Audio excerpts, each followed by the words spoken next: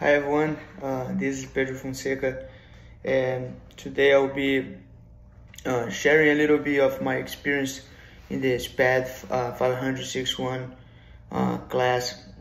This is the final presentation. I think that was a wonderful summer and just an opportunity to learn so much about black women in sports. I think that is so much that I took away this semester. I prepared a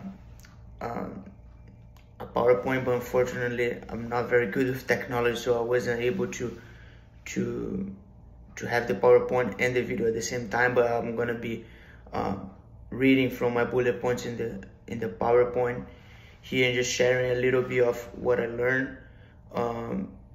For me, to start off, being from Brazil, different country where there is a lot of also black influence.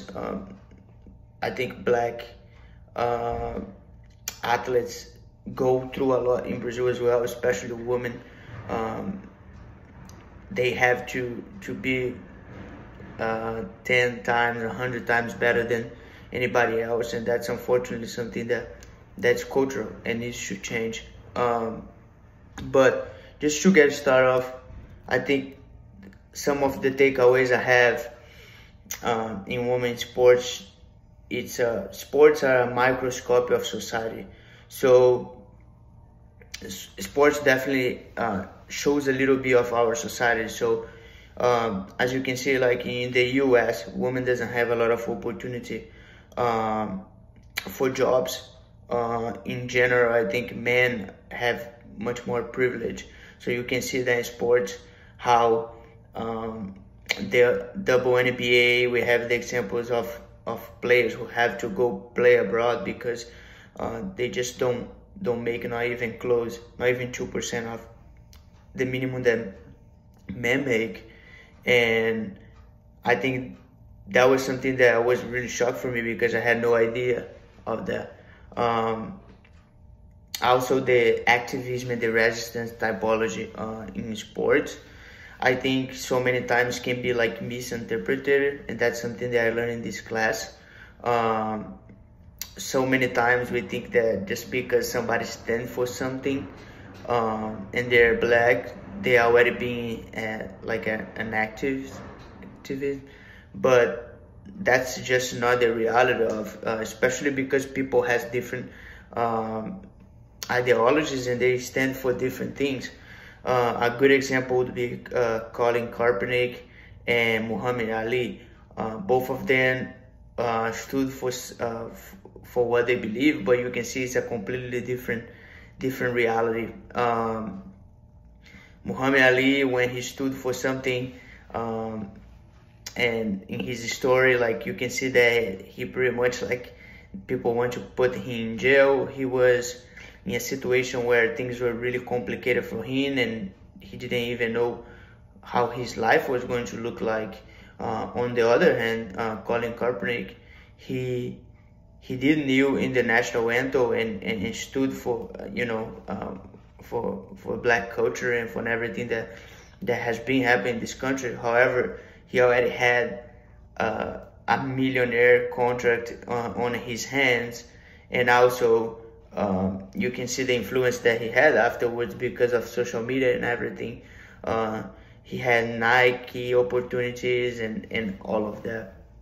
So you can see that that is a big difference. He didn't have as much online as Muhammad Ali had at the time that he stood for.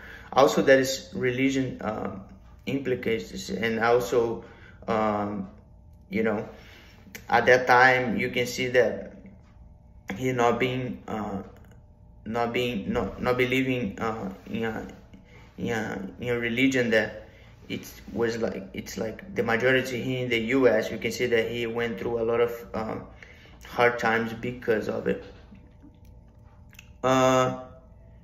Also, I could learn in this class about like the social, political, and racial issues and how they're like interconnected. But anything that you can see like that people stand for, especially also like schools, and you can see like sometimes the NCAA stands for Black Lives Matter or whatever it is. I think it's a lot of like because of the political and the financial part more than anything. Sometimes you can see that their investments, what they put it in, are not even close to what black athletes, you know, bring of income. You can see that basketball and football, for example, are sports that is so many black male and female athletes that bring so much money to the sports, and sometimes the investment that they give back, you know, for important causes, like they're like minimum. So how much of that is actually like in a genuine for genuine cause, for genuine reasons, you know. So it was something that I was able to reflect on. I think that's one of the things that most touched me throughout this semester was the OJ's story. OJ was an unbelievable athlete, had opportunities that a lot of white and black athletes would like to have. Me being a Latino, I think knowing the school that he went in South California, you know, big school, majority of it's kind of like a dream, you know. But you can see that his mentality and the way how he approached things, he was definitely pursuing more his personal and selfish desires more than anything. At any moment he wanted to be judged by the color of skin or try to bring a change to society. It was everything about how can I make my name, how can I make myself famous and rich, and if I can help the black culture doing that, awesome. But I think his like personal idea, his goal was to not be judged by his roots or the color of his skin, but more than anything, just for his talent and who he was as a person. I can understand.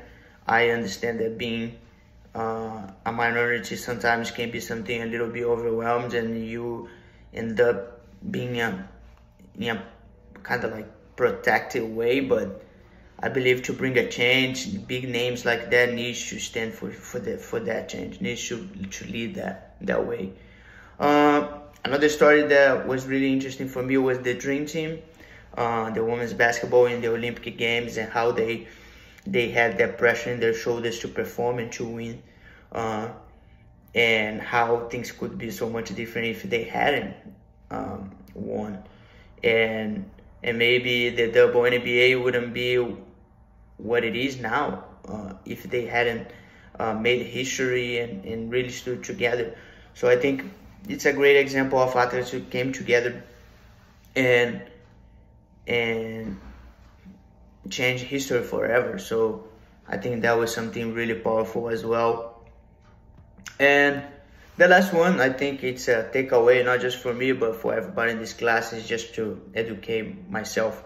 I think when we look at, like, when we see everything that's going on in our society today, in US or even in other countries, we always think like, oh, how can I bring a change? And I believe the most important thing is for you to understand what's going on, for you to study and know what's happening in our society today, history back there, like what happened, some part like cycles that have been happening over and over and again, and how society tries to